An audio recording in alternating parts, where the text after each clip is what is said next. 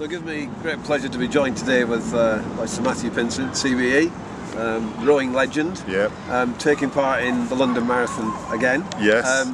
But this time as part of the Nestlé team. So what is it and what was it that excited you about joining the Nestlé team? Well, Team Nestlé in the purest sense, in my vocabulary, is a group of Olympic athletes who are training for 2012. I've been involved with them and team leading for them for the last 18 months.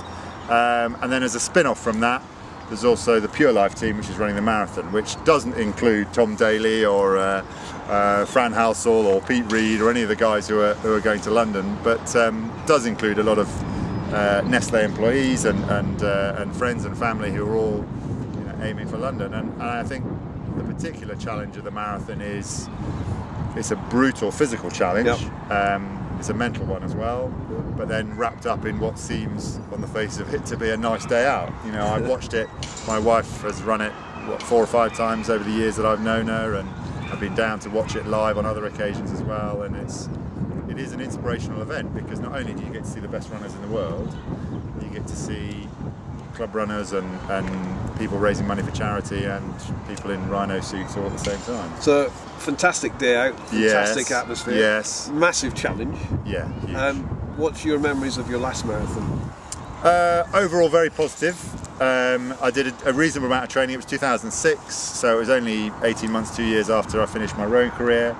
I did a good amount of training with an aim of trying to break 4 hours. Ran the first half in 1:55 and felt great. Disappeared off into the Docklands and came back out a bit behind that. A different man, yes. Came back out kind of thinking all I need to do is run just a little bit quicker than this. I'm going to break 4 hours, and I couldn't go any quicker. And it was kind of like coming back. There was a long stretch back towards Tower Bridge again, and I knew if I could get to Tower Bridge and then I could do it, and it just slipped away from me. For whatever reason. It might have been hydration, it might have been energy, it might have been kind of salts, or it just hitting the wall. It wasn't that I hit a wall suddenly, it just gently went away from me. And I mean, you mentioned hydration. Yeah. I mean, Nestlé Pure Life sponsoring the marathon. It is an important aspect. You think that was perhaps one of the key reasons why it didn't quite go your way last time? Possibly. I think there's obviously a balance on marathon, well, in any part of exercise, between the amount you're drinking. There's a temptation when you've got a water bottle in your hand to drink it all. Whereas what we were always told in the rowing team was, you have a water bottle in your hand, but you sip from it all the time, little and often. And so, for an Olympic Games, we'd spend 2 weeks with a water bottle in your hand. If you got kind of caught without it, it was like, where's your water bottle? So healthy hydration at all times, not just in competition. Exactly. And we certainly wouldn't, drink litres and litres and litres at one go, either before or certainly not during or immediately after. It would always be kind of little and often. So how does rowing training differ from marathon training? How does the physical side is completely different, obviously. Yeah, but funnily enough, the building blocks are pretty much the same. You're doing a lot of stuff around heart rate. A rowing training session is probably an hour and a half, an hour and 3/4, maybe 2 hours tops. But you're not likely to train for less than an hour. So endurance? So it's all endurance stuff, but then the race we're aiming for would be 6 minutes. The race I'm aiming for now is 4 hours long. 4 hours long. So you think, actually, that's so different. Surely the training must be radically different. It's not. It talks in a language that I can understand. I know that at certain times I've got to be running at a heart rate where I can talk if I need to someone next door to me. And then if I push it a bit more and talking becomes difficult, that's kind of another level. So threshold type level. Exactly. And if I'm pushing so hard my legs are burning, then that's another level completely. And actually, within reason, in a rowing boat, we would pretty much have the same thing. Yes, we'd have a heart rate monitor on to give you very accurate heart rates, but broadly speaking, it's the same stuff. So that's the physical side. But in terms of the mental side, I mean, you're a man renowned for your mental toughness, sheer bloody mindedness, probably competitive spirit. So how does that? What's the difference there? How does that translate from what you did in a boat to what you've got to try and do for the duration of 26.2 miles? I think I think the difference is a lot of, well, first of all, there's the team dynamic compared to the individual dynamic. And I've never competed individually in a rowing boat because I'd be rubbish in a single scull. So there's in a rowing thing, it's about, look, you've got to work together, you've got to be completely synchronised, and you've all got to do it together. But the race would last 6 minutes. It's a huge amount of pain in that 6 minutes, but it's all over. You know you're not going to die. You know it's 6 minutes. You know it's 6 minutes. You know where the finish line is. But for us, it was all about winning. The marathon, thankfully for me, is not about winning. No matter how mentally tough I am, no matter how hard I train, I would never, be competitive with a marathon runner. So it's a different mindset from that point of view. But then what's similar is that you've got to be prepared to push yourself in the right direction. And for me, what I learned last time is don't go off too hard. Even 5 minutes, 6 minutes can make a big difference. Don't get drawn into the cavalry charge at the beginning. Settle into your own pace, find your own pace, and then for me, what I'm visualising is actually the tough time of the race for me is going to be 2.5 hours to 3.5 hours. That hour block. If I get that wrong, I'm not going to break 4 hours. If I get it right, then I will. And I won't actually know how that's going to go until how I feel at 2 hours. It actually doesn't really make a difference. I just want to get past that bit. How I feel at 2.5 hours, I've then got to be like, right, I've got an hour now. This is make or break. And does that in its way translate to the boat? How I felt at 2 minutes is not how I'm going to feel at 4 minutes. Or is it too quick? You go through those phases very quickly. In a 6 minute rowing race, you've only got probably 10-15 strokes where you're not in pain. And you've only got a minute or two where it feels kind of conscious and deliberate until it then just starts slipping into it just has to be automatic. It's happening so fast that actually we were doing 38 strokes a minute, and there are lots of complicated movements in those strokes, and so actually if you're thinking, right, I need to move my arm and move my head and put this down and it just happens so fast, whereas a marathon there's a lot of time to think. A lot of time.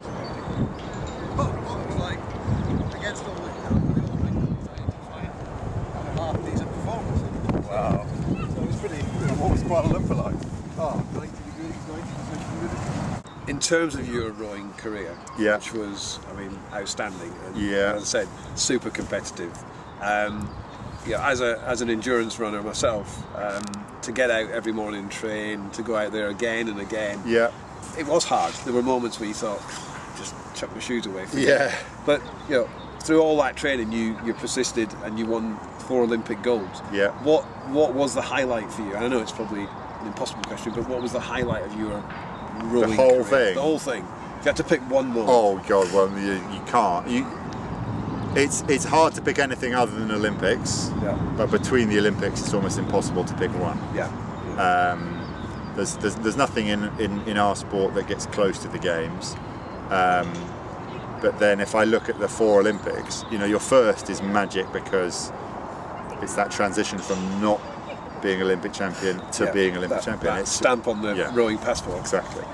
Well, stamp on a sportsman's passport. Exactly. That's one of the magic things about the Olympics. It's not just rowing for us. It would be, athletics or basketball or swimming or whatever. It's kind of a world-renowned. Right, that's it. I've won. And that change from 0 to 1 is way bigger than 1 to 2 or 2 to 3 or 3 to 4. Yeah, I'm sure. I went to a Commonwealth Games, but that in my way, that was my pinnacle, and that stamp was just so special. That it is. I think if you've been, and I can't imagine what it's like to go to the Olympics with all the pressure, being favourites, going into a race. Was it pressure? Did you feel? Oh, of course it was. But a lot of it was about actually trying to make it as simple as possible.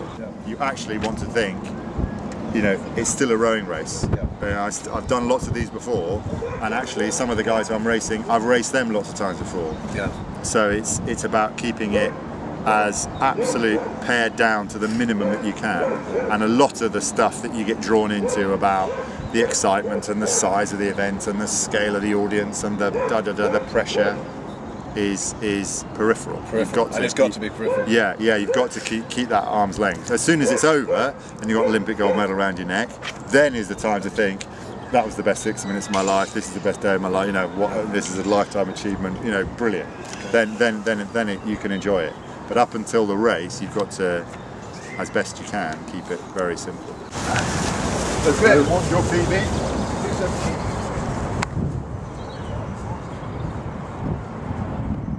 So, yeah, all that occasion, all that grandeur that you experienced.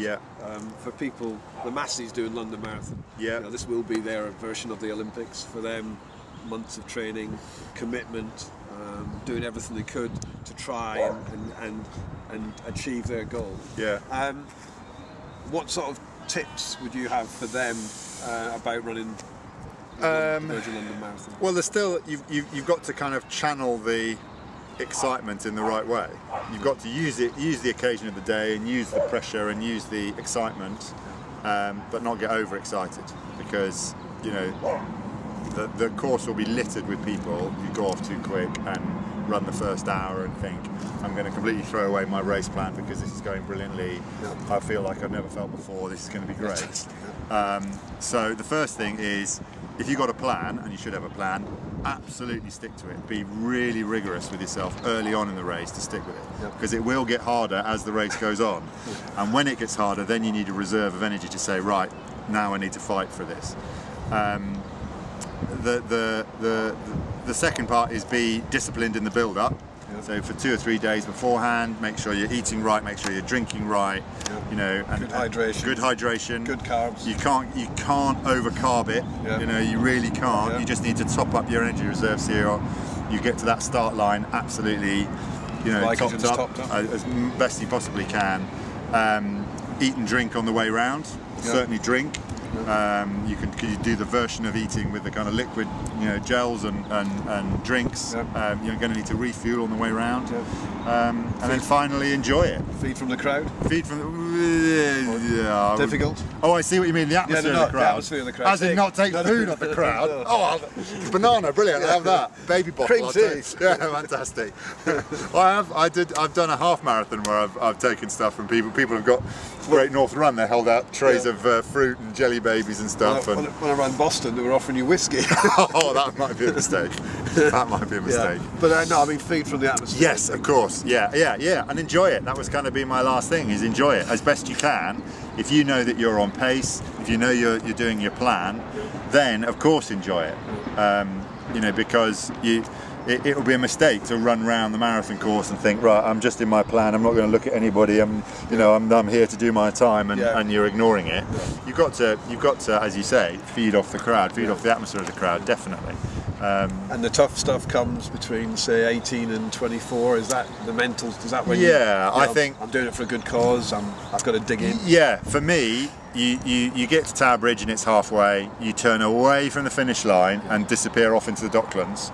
That for me is when the race will start, and it will only end, of course, right in front of Buckingham Palace. So that.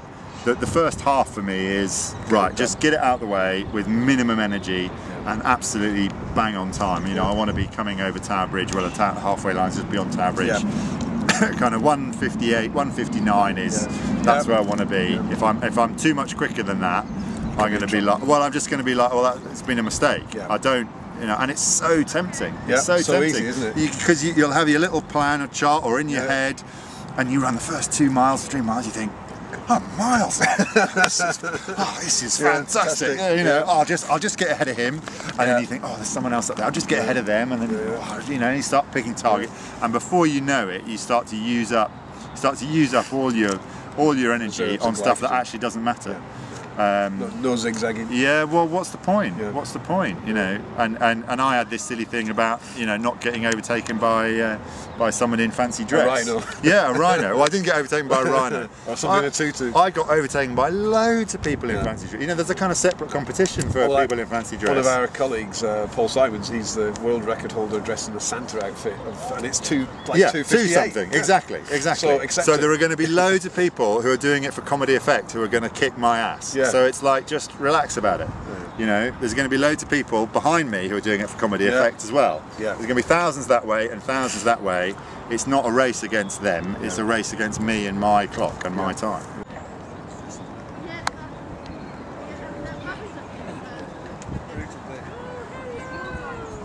Fantastic experience. Oh, you know, never. You go into that stadium, it's something unbelievable. You did your 408 last year. Yeah. You've been a busy man. Yeah. Involved in lots of fantastic activities. How do you think it's going to go this year? How's training gone? Training's been really good. Kind of started nearly around, just before Christmas time.